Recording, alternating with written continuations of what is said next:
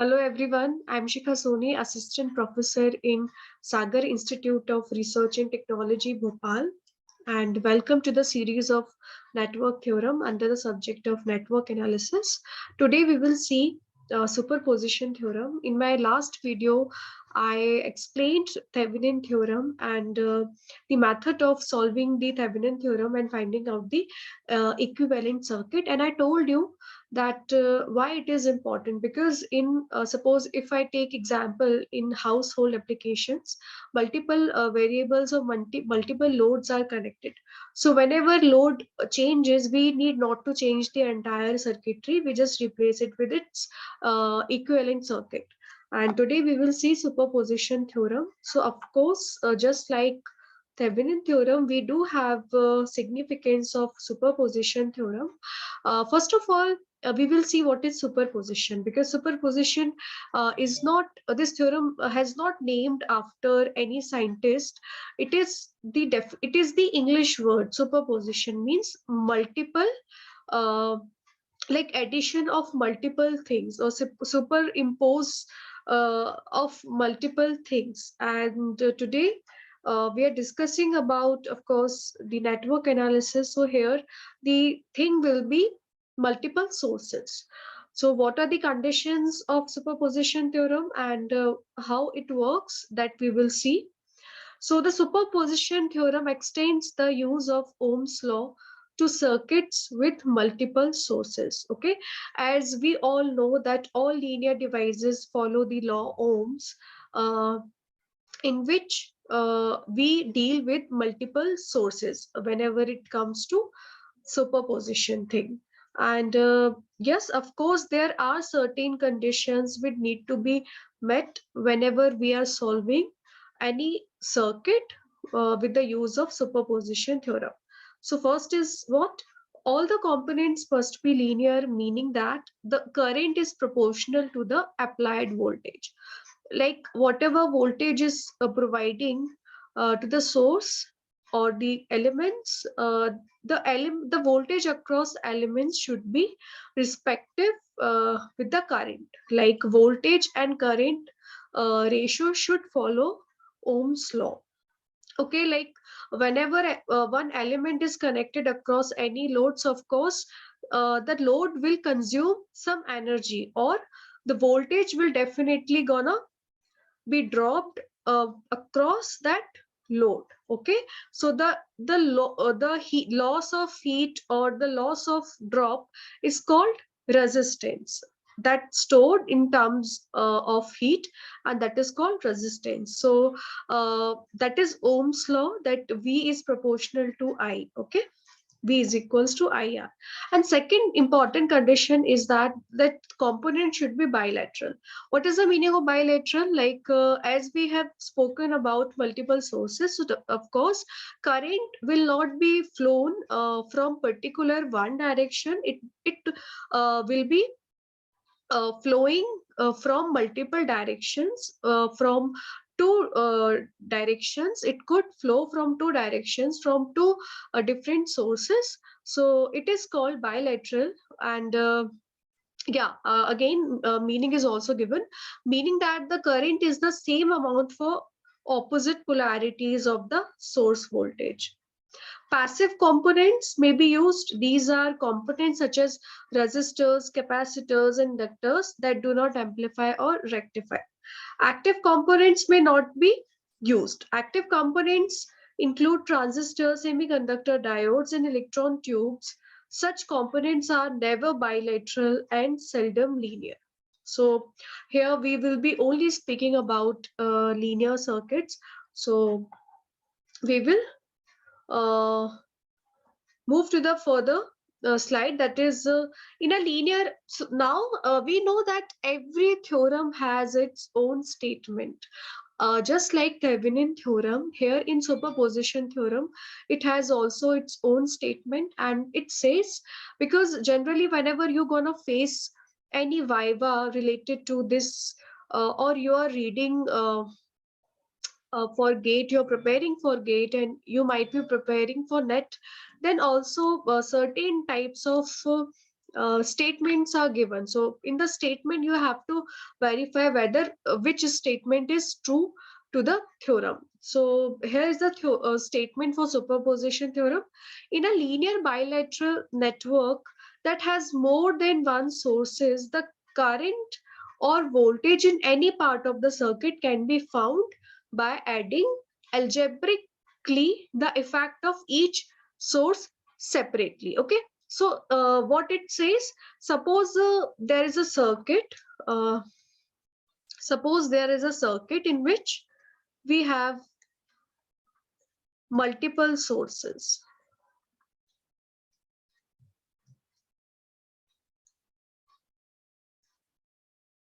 Okay, and from all sources, there's a current flowing. So for particular element, whenever we will going to find out the current will be sum of all these algebraic uh, drawn current of these three sources, and the exclusive, any exclusive current because of this voltage will be flowing in the absence of other two voltages. Like we know that if in a question that is given, you have to find out the voltage across this resistor, so that we know that it will be sum of the voltage cause of source 1 plus source 2 plus source 3. So now we have to find out how it can be calculated uh, from this circuit the value of first voltage drop because of this voltage source, so that we will find out how we will find out step by step. There's a process, so that we will see. But the meaning of that particular statement is just the expression, a written expression of this circuit. And this analysis is done by shorting each voltage source in turn or opening each current source in turn. Okay, as I told you that yeah, of course there is a, I need to use eraser.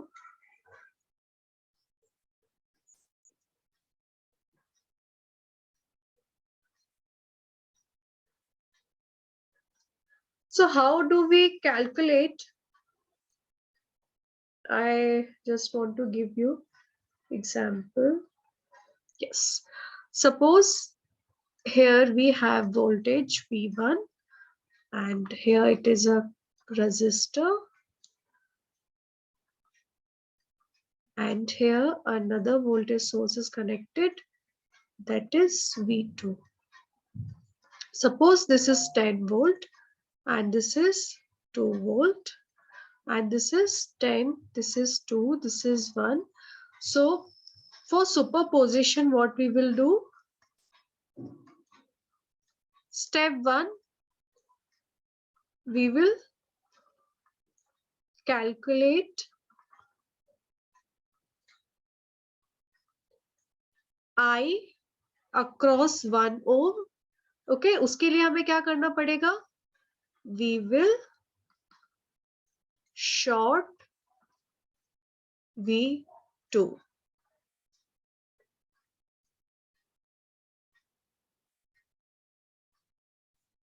So now circuit कैसा बनेगा, this V 10 volt V1 will be there and V2 will be shorted, and now we have only one voltage source, 10 volt. So uh, because of 10 volt, whatever current will be flowing across this resistor, that will be calculated either mesh or node analysis. Okay, and if instead of voltage source अगर यहाँ पे a current source होता, so for current source what we do, we open each current source, we will keep it open. Yeah, that will remain open like this. then it would be very easy to find out current across this, because here, because this is a open circuit, the current across this network will be definitely 0, and whatever current flowing across 1 ohm, that will cause because of this 10 volt voltage source. So there are two thumb rules.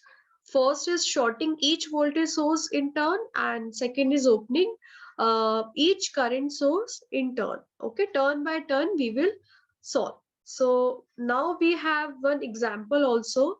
That is the example we will see thoroughly, step by step, the procedure to solve superposition theorem. As I told you that here the thing is, you have to find out the current across IR3. Okay, so how we will find out? Step 1 will be, we will keep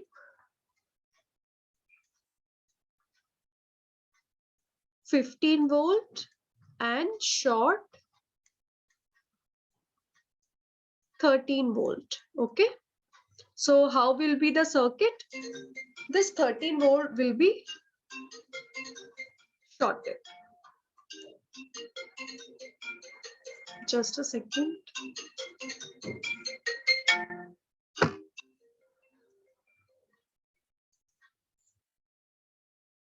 Okay. So now this will be shorted and the voltage across will be 0. So we will solve, we can use mesh analysis, जिसमें हमें loop बना के करना पड़ता है, और here we have one node, so we can consider one node and we will write down equation for nodal analysis. So applying nodal analysis. Now it is very simple. We will give it a name VA, volt. Okay. So what will be the equation for this current? It will be VA minus 15 divided by what is 100 plus VA by 10, current across R3 resistor, and VA by 20, current across 20 ohm resistor. Now we will take LCM, and the equation will become VA minus 15 plus 10 VA plus 5 VA is equals to 0. Okay. Now VA will come out 0.94 volt. Okay. Now other thing is that we know the voltage of VA.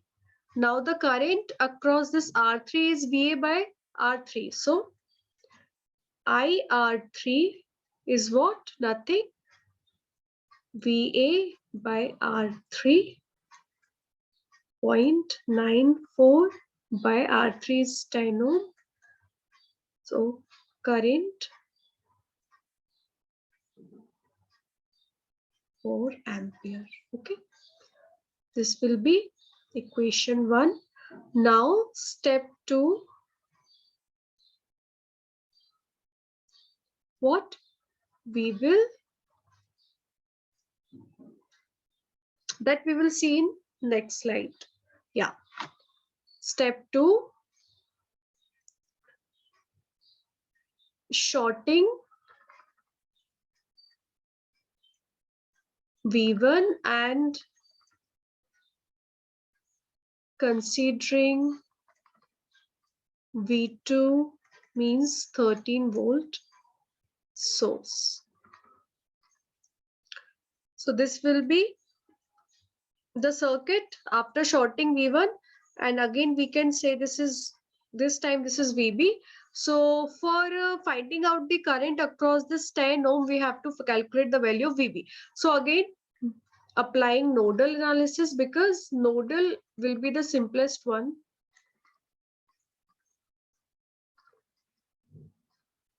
Applying nodal analysis.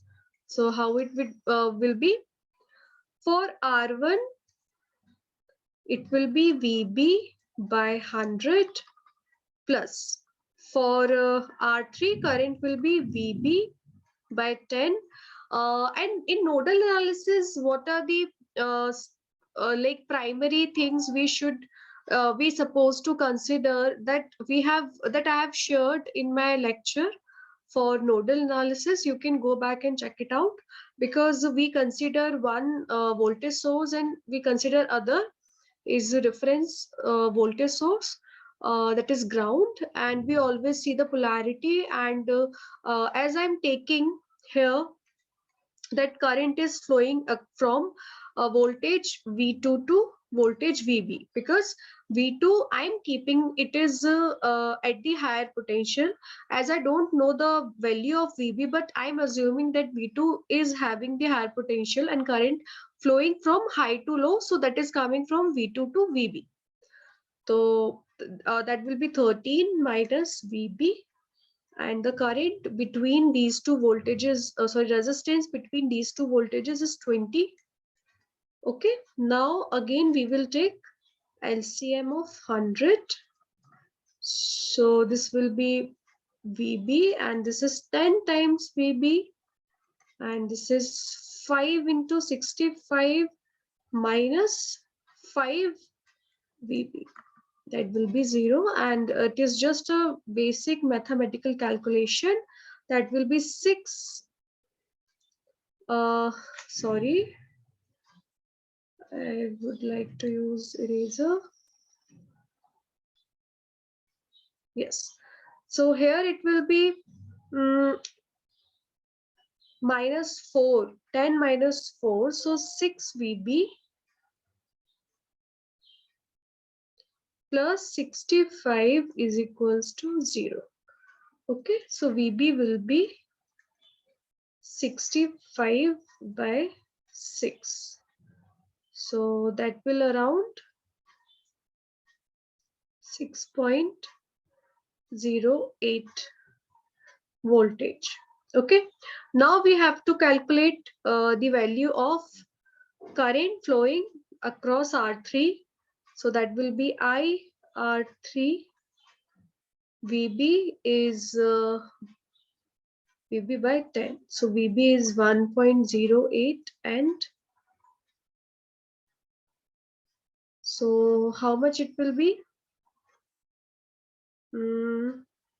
Point 0.108 ampere. That will be wrong. 0.108 ampere. Okay, and if you directly calculate that how much current is flowing from this particular voltage source, so for that you have to apply altogether different method, that is total current. Okay, and total current कैसे निकालोगे? That is the source voltage upon R equivalent. And for finding out the value of R equivalent, what we will do? We will see the combination. So these two are in parallel.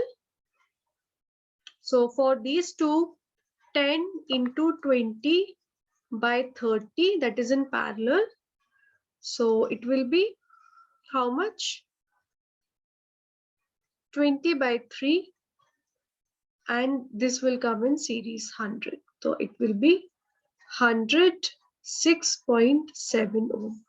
Same in this circuit, agar aapko, if you really want to skip this part and you want to go with total current, so the voltage is 13, and you need to calculate this R equivalent. How they have calculated? 110. We will see 110, that is in, of course,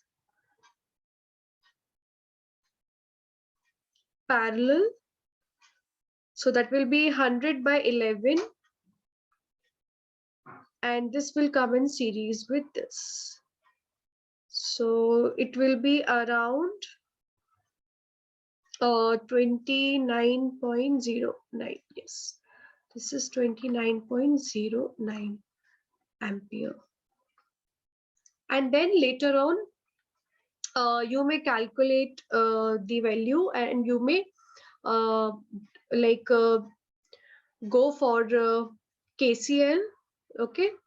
Otherwise, the concept of nodal analysis for such cases where you have only single node in between two elements, it will be very suffice. Now, superposition theorem, how we are applying? From first source, it was 0.095. For second source, it was 0.108. 0.108 ampere. Okay.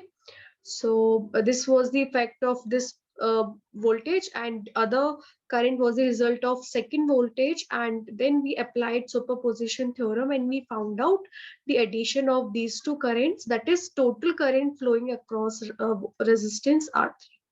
So if you have any doubt, any query, you may comment on the comment box, and thank you so much.